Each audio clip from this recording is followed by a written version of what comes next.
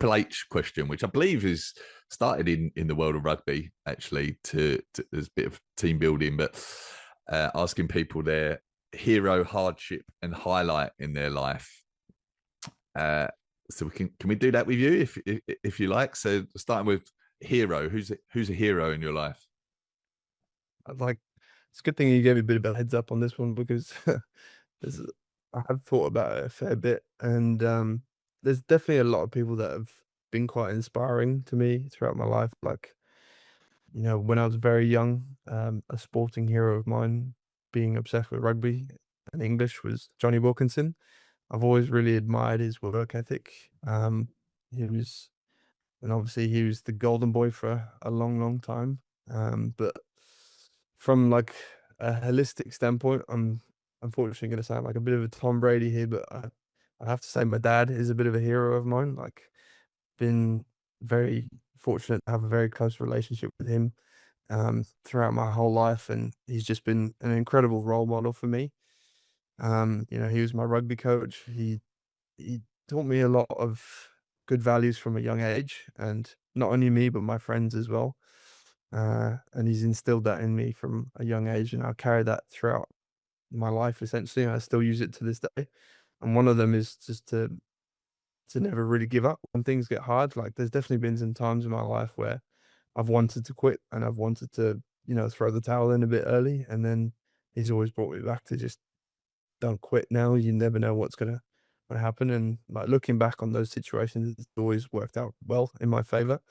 Everything always happens for a reason. Um, and yeah, like, there were definitely times where in the moment, I would have told him to piss off because I just didn't want a bar of it. Like, but looking back, it definitely shaped me to be a lot more resilient today. And he's a simple man who's got simple pleasures, and I think that's a pretty good way to live. So yeah, he's he definitely works hard as well. He's sacrificed an incredible amount for myself and my mum to look after our family. So no, he's always been a bit of a hero to me.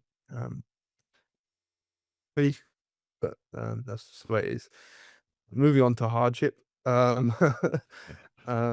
think I briefly mentioned it before, but there was a period at the end of 2023.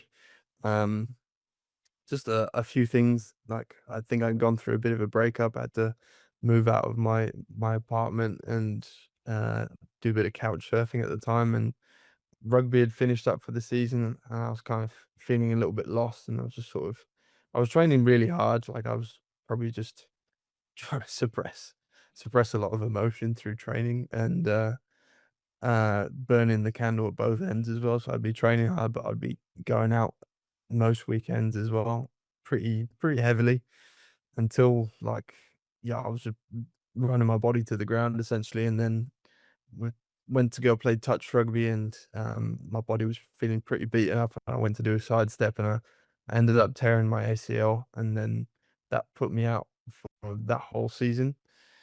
And um but looking back, I suppose that allowed me to sort of stop and reassess where I was in my life and what I wanted out of my training, and, like, if I even still wanted to play rugby, because I think I'd actually fallen out of love with the game for a bit there.